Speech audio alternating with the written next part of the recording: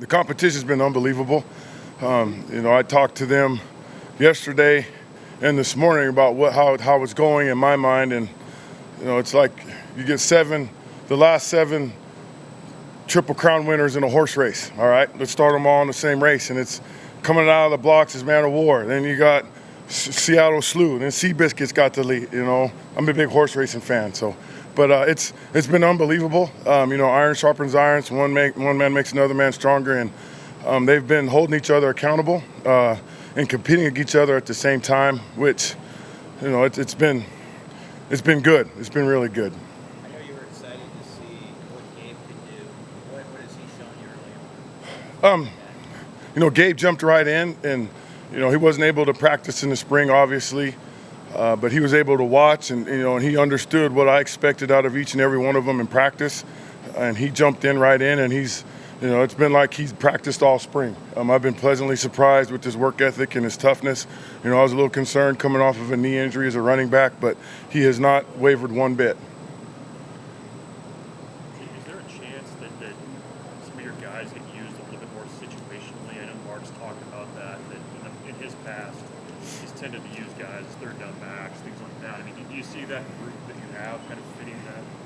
I think, I'll do whatever Coach Whipple says. We'll have certain packages for certain guys in certain situations, but I'm trying to develop them all where we are first down, second down, and third down running back because, at that position, it's not if you get hurt, it's when you get hurt. And I need all 7 of them or all 8 or whoever it is to be able to handle all situations in the game. But there will be some packages for certain guys in certain fields, certain parts of the field where it'll be more geared towards them.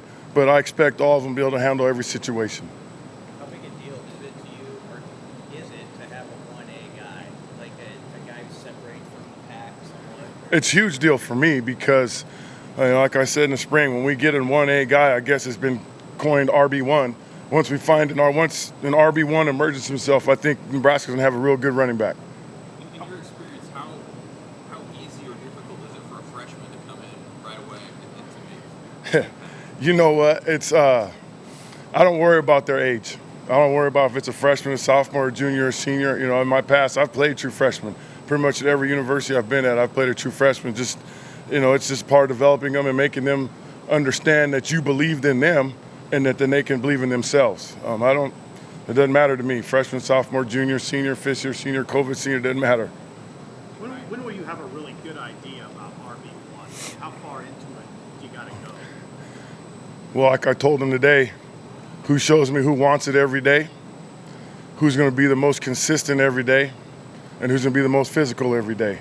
And now I've got them, they are striving towards that. Let me tell you that. They are striving towards that, which is making my decision hard. And I told them, I said, I don't want an easy decision. I don't want, this guy is clearly the number one guy because no one else has pushed him. But like I said, it's like the Triple Crown race. I mean, they're pushing each other, I'll go back to this. It's like a 90 slam dunk contest. Someone does a windmill, next one does a 360. One goes between his legs and behind his back. They're trying to outdo the next guy, which is great. What's the running back version of that? Like, you say one guy's doing the 360, one guy's doing one of your guys doing that now. Breaking tackles, making people miss, picking up blitzes, running the routes exactly right, pressing your tracks, running with extreme pad level, playing physical, all that stuff. So, for example, Anthony Grant might make a linebacker miss, stiff arm a safety, and go score. All right, Ramir goes in and he does the same exact thing, but he does it faster.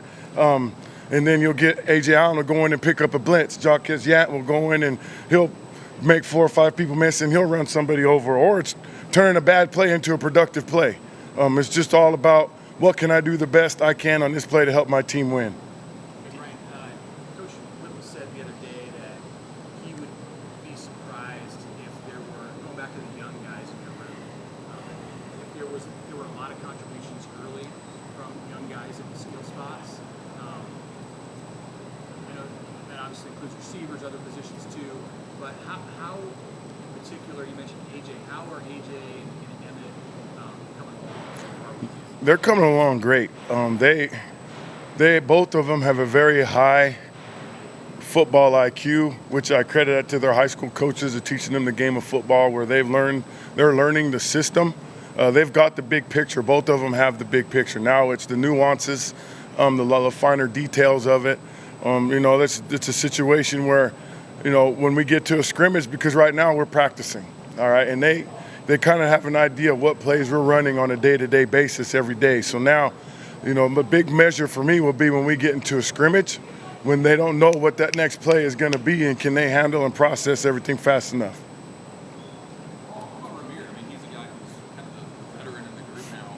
Where does he sort of fit in even from a leadership standpoint? I've put a lot of on Ramir's table. I've had him be the leader where he's accountable to make sure everybody gets into the facility at a certain time. He makes sure all the running backs are in the meeting room at a certain time.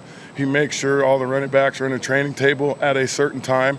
He makes sure that they're all where they need to be at a certain time. I put that on Ramir's plate this fall camp because, I want to coach more than just a football player. I want to coach young men. I want to be able to where they can hold other people accountable.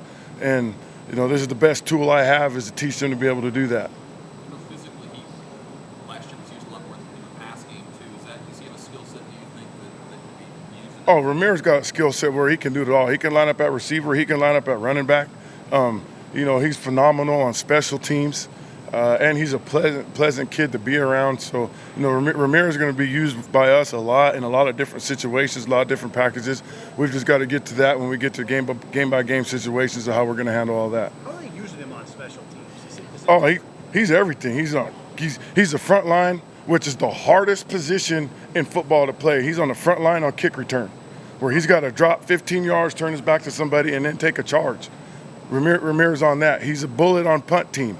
He runs down on kickoff. He's such an overall athlete, and we're able to use his skill set, and not just on offense, but on special teams. Like I said, every running back, to me, the running backs are the best athlete on the field, and we've got to show up on special teams. We can't just be an offensive player. How much, as a coach, especially a veteran coach, do you appreciate that sort of attitude? Oh, if you could have 120 kids that have that attitude, and you got something special. And it's a process, not because I know a lot of kids coming out of high school, they're not on every special teams. But one day, just to set my point, one day after practice, I went and put the number 53 on the board. Then I said -8, because that's -8 O-linemen in the NFL. Then -8 defensive linemen. Then -4 quarterbacks. Those guys aren't on special teams. Now you're down to around 35. All right, and they carry 4 running backs. One of them's going to be the bell. Like Derrick Henry's not on kick return. No. So his backups better be doing something on special team, add some type of value to him. And I explained it to him that way, and they all kind of got it after that. Like Chuck Liz, in the spring he talked about dropping weight and kind of molding his body. Where is he in that? And how is he kind of? Jaquez is coming along. He ended the spring very well. And he's right at about the same pace he was. I hold them all to a high standard, and I don't know if they'll ever meet it, but one day they will. But I keep pushing. I know Coach Sark coined the whole all gas, no brakes. Well, I put the pedal to the metal and I don't take the gas off. So I'm like that with all of them, push them to a different level. As it's your job as a coach to try and take them someplace that they can't take themselves.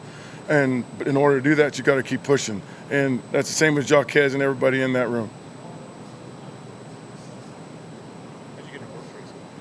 You know what? My dad, I grew up on a small farm, and my dad always had horses around us. And I remember, it's a great question. I remember when I was in the 3rd grade, I had to write a research paper.